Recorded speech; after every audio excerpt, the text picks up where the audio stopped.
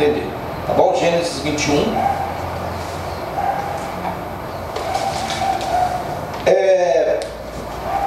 Eu vou usar até um negócio que eu tinha colocado aqui, que é a música do Humberto Gessinger. Esse cara, ele é o vocalista do Engenheiros do Havaí. E ele fez uma música que chama-se Ninguém é Igual a Ninguém. Então ele fala o seguinte: olha, há tantos quadros na parede e há tantas formas de se ver o mesmo quadro. Há tanta gente pelas ruas e há tantas ruas e nenhuma é igual a outra. Ninguém é igual a ninguém. Me espanta que tanta gente sinta, se é que sente, a mesma indiferença. Há tantos quadros na parede, há tantas formas de se ver o mesmo quadro. Há palavras que nunca são ditas. Há muitas vozes repetindo a mesma frase. Ninguém é igual a ninguém. Amém? Então, essa questão do quadro. No filme Gênio Indomável, que é do Matt Damon e o Robin Williams. O Robin Williams, ele é um psiquiatra que vai atender o rapaz. E o rapaz, quando chega no consultório do psicanalista, do psiquiatra de casa, ele vê um quadro. E ele percebe que o quadro é a expressão, porque ele pergunta quem pintou o quadro e o cara diz: fui eu que pintei, o psiquiatra, né, no caso, o Robin Williams.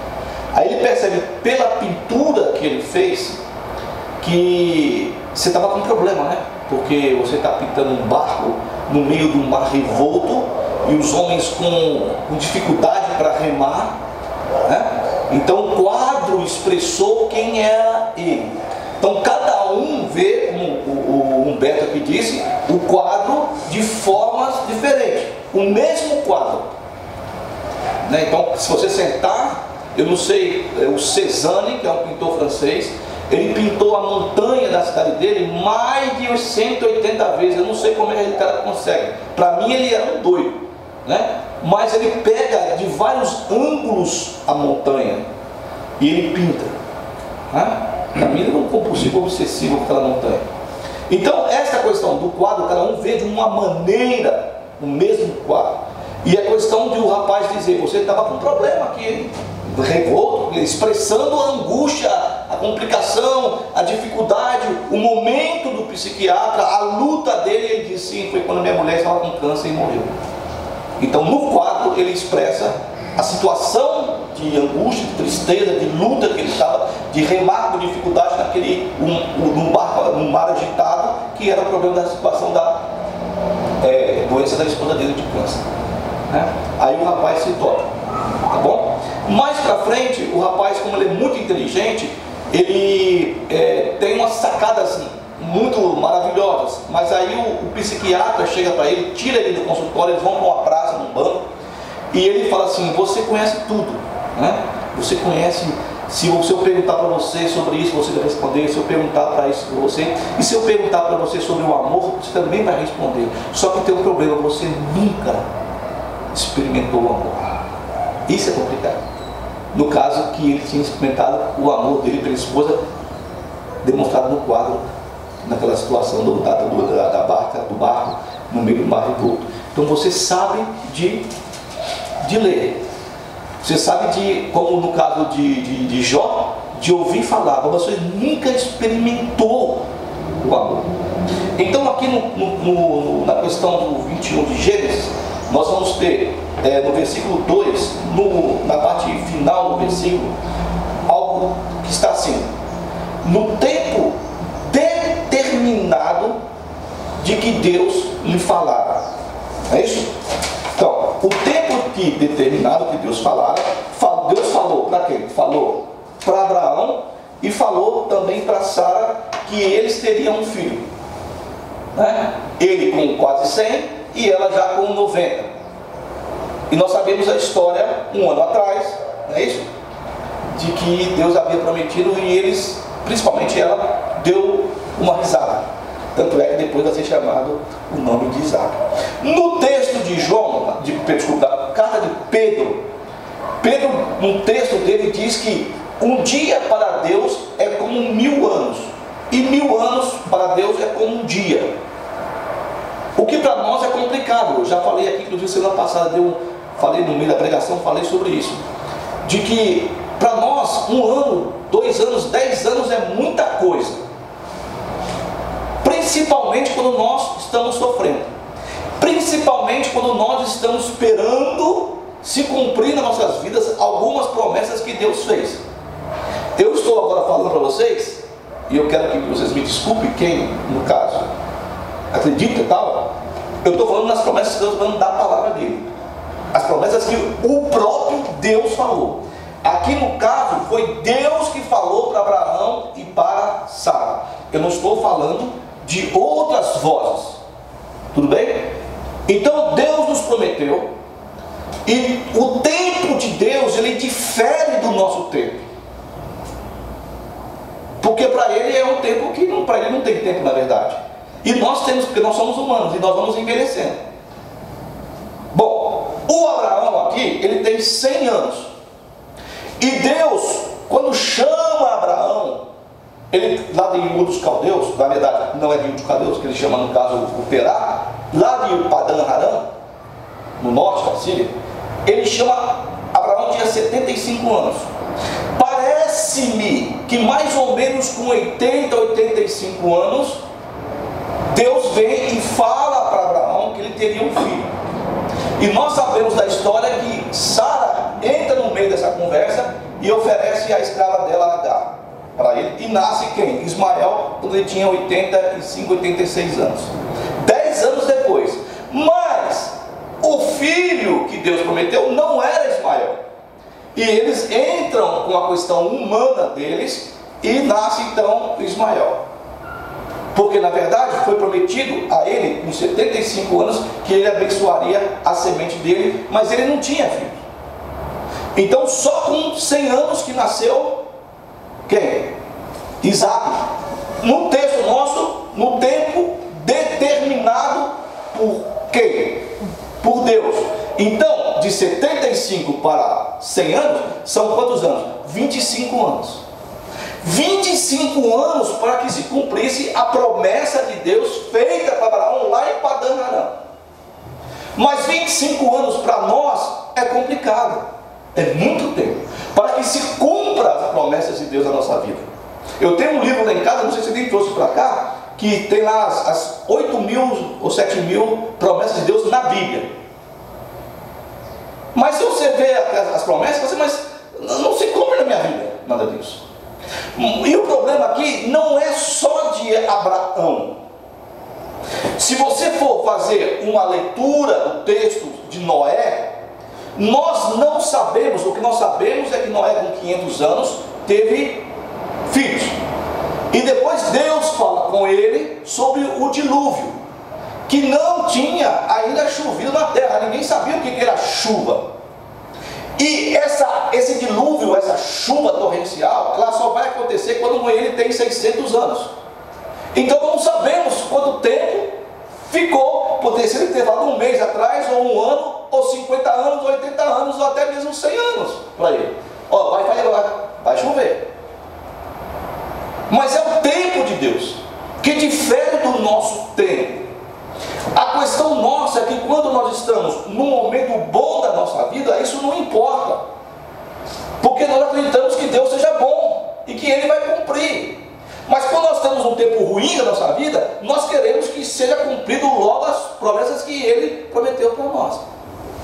E o pior é que nós embutimos nas promessas ou nas coisas que nós ouvimos, nós embutimos Deus.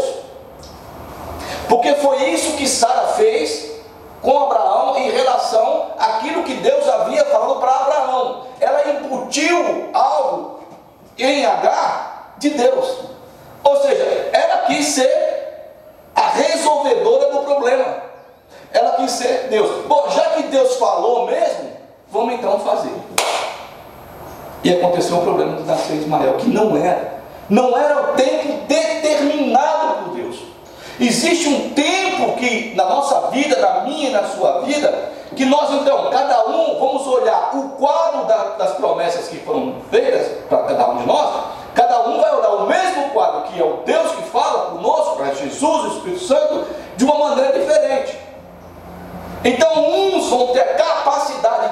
poderá se realizar aquilo que Deus falou no momento de Deus. Outros não vão querer esperar e vão espernear. E vão desejar ter aquilo que Deus falou. Eu gosto muito de falar que Deus promete aqui e Ele vai cumprir aqui. Mas daqui a aqui tem um espaço, que é o espaço de Deus, para que nós possamos aprender a caminhar. Mas nós então exigimos tanto que Deus nos dá aqui no meio. Mas aqui no meio não vai ser a bênção de Deus que seria no momento determinado por Deus. No meio vai ser Ismael. Não vai ser Isaac. Eu aqui não estou discutindo a questão da personalidade, nem se o cara é bom, se o cara é ruim. Estou dizendo aqui, ó, o Ismael não é a promessa. A promessa é feita aqui para ter terminado aqui, acontecer aqui. Mas no meio nós entramos. E vai ter pessoas que vão achar que são deuses e vão fazer aquilo que eles acham que tem que fazer para que se cumpra a situação que Deus falou. O problema é aonde nós nos encontramos, aonde nós estamos e qual é a nossa visão do quadro, da moldura que Deus fez e do que está ali para cada um de nós. Porque nós estamos falando aqui, talvez que Noé tivesse um tempo, nós não sabemos o tempo, podemos dizer de 1 a 100 anos, ou de um mês a 100 anos. Nós temos algo também, que se nós voltarmos um pouquinho para trás, nós temos também Adão e Eva, que foram colocados num jardim, num lugar chamado Éden. Existia o Éden e um jardim nesse lugar, e eles foram colocados para cultivar, para cuidar daquilo. Qual era o tempo de Deus para que eles então percebessem, para que eles aprendessem? Só que eles também entraram por outro caminho que Deus falou para eles não entrarem, e eles entram. Nós temos outra situação também, em que existiu uma profecia, e essa profecia foi dada a Rebeca, de que o filho mais velho serviria o filho mais novo. Foi uma profecia, todo mundo sabia. E quando há um problema com Jacó e Esaú, os filhos de Rebeca, ela intervém no meio. E o pai também, Isaac, sabia da profecia. Aqui Isaac está nascendo, 21, mas na frente ele já é pai, já bem velhinho já. Mas eles tentam, eles arrumarem a situação. E por causa disso, o amigo Jacó passa mais de 20 anos numa cidade em Padã Arã, da onde veio Abraão, servindo o sogro dele. O sogro dele. Ou mesmo o tio dele, no caso. 21 anos. Então, 25 anos Abraão, um mês ou um dia a 100 anos o Noé. O problema de Adão e Eva. O problema agora de Rebeca, Isaac, Jacó, Esaú, com Raquel, Labão e Lia. 21 anos. Quando Deus chama e manda que Samuel unja Davi a rei de Israel, Davi teve que esperar pelo menos de 30 a 40 anos para subir ao poder. Fora esses 30 a 40 anos, ele vai ser rei sobre Judá por 7 anos, para depois ser rei sobre Israel todinho. Então de 30 a 47 anos, para que se cumpra a promessa, no caso a unção dele de rei. E o texto bíblico nos mostra um Davi bonzinho, porque o Davi, ele não quer tomar o reinado de Saul. E é interessante porque Saul, sendo mesmo um rei que não amava a Deus, ele reinou mais de 30 anos. Se nós olharmos e voltarmos lá em Adão e Eva, existe uma promessa no capítulo 3, que nós falamos que é o proto-evangelho, de que a semente da mulher pisaria a cabeça da semente da serpente. E se nós usarmos, como nos foi ensinado, de que isso seria uma representação de Cristo que viria, quanto tempo levou para que esse Cristo chegasse à terra, para que se cumprir o que foi falado ali? Mais de 2.000 a 3.000 anos para isso acontecer.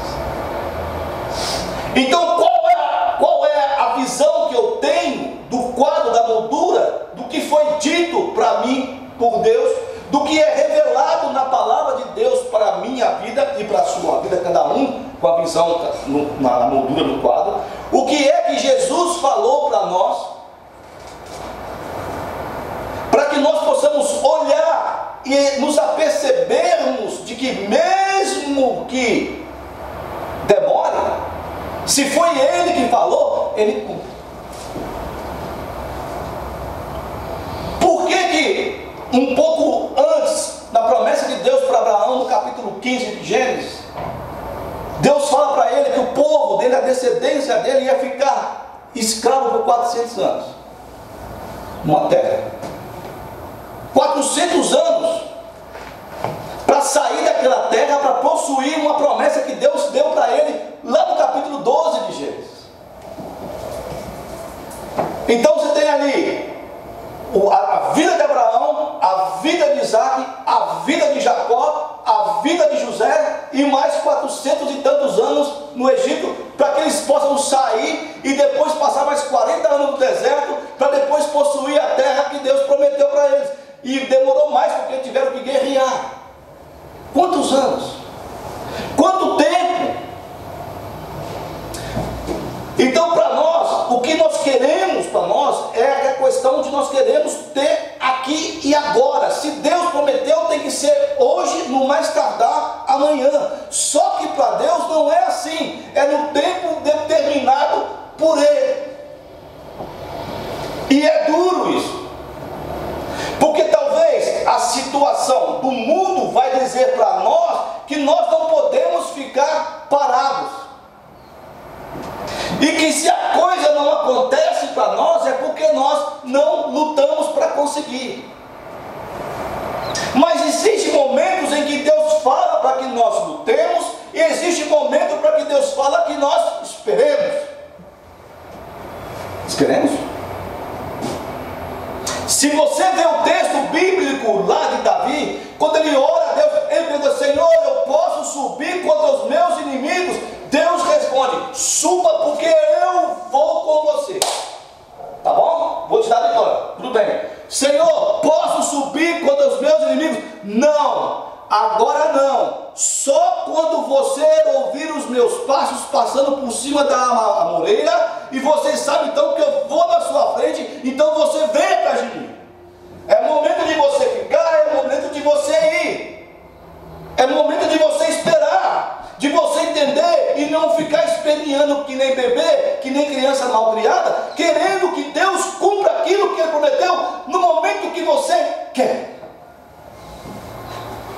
Então são muitas vozes, está aqui no texto, muitas vozes, muitas sentenças, muitas palavras, muitas profecias, mas nós temos que peneirar e saber quando é Deus que está falando. Olha, vá ou não vá, fique, espere até eu ir na sua frente, porque o texto bíblico direto na palavra diz que quando é Deus que fala, Ele vai cumprir. Se for profeta falso, não vai ser cumprido aquilo que foi dito, foi coisa do homem, foi sonho apenas, não foi Deus. Mas é duro porque as coisas são boas para mim, e eu quero essas coisas, porque é uma luta contra nós, é uma luta nossa contra aquilo que Paulo fala que é a luta da carne contra o espírito. Eu não quero esperar, e aí vai me corroendo uma inveja do outro, porque o outro tem e eu não tenho, porque Deus deu para o outro e não para mim. Mas se nós analisarmos a nossa vida, nós vamos ver que Deus também está conosco, e no momento determinado por Ele, vai acontecer. Nós falamos sobre Abacuque semana passada, e não foi 600 e pouco, e só 587 é que Deus vai cumprir o que Ele falou com Abacuque, que ia destruir Jerusalém por causa da maldade do povo de Judaíta, e levantaria um povo pior. Houve mais de 10 anos de espera. Deus falou para Jeremias que ia acontecer muito tempo antes do que aconteceu. Uma espera. E é duro você ter que esperar.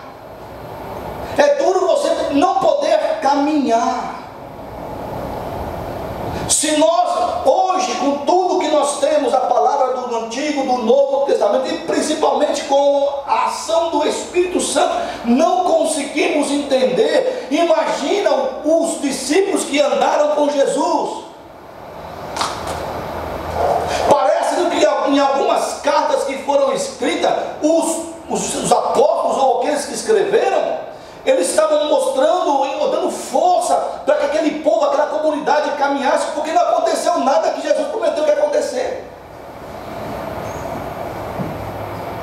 Olha, aí Pedro escreve, para Deus, porque estão dizendo que ele não volta. Meu. Cadê ele? Ele não prometeu que ia voltar? Cadê ele? Não voltou ainda não, mas para Deus um dia é como um ano como um dia, tem que esperar. E é duro. Então tiveram que escrever algumas cartas, você percebe que, olha, calma, porque Deus está aí presente, Deus cumpre e tal, cumpriu para Israel, e blá blá blá, demora. E o quadro que eu quero ver é um quadro que me leva a um caminho reto até atingir o objetivo que foi colocado para mim. E o meu desejo é que seja reto e curto, mas para Deus não é.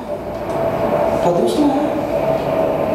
E nós então estamos cheios das palavras aqui.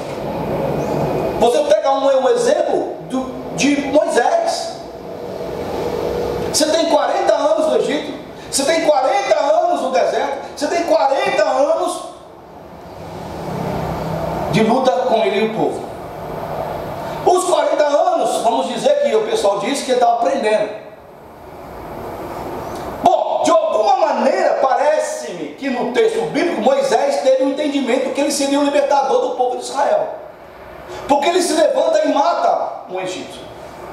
Só que nesse ato dele, que ele acha que é pela espada, ele não consegue compreender que não é pela espada, mas é pelo cajado que ele vai tirar o povo da terra. Não é pela luta. É Deus que vai tirar. E ele passa um período de 40 anos. 40 anos no deserto, tomando conta do gado que nem dele era do sogro dele.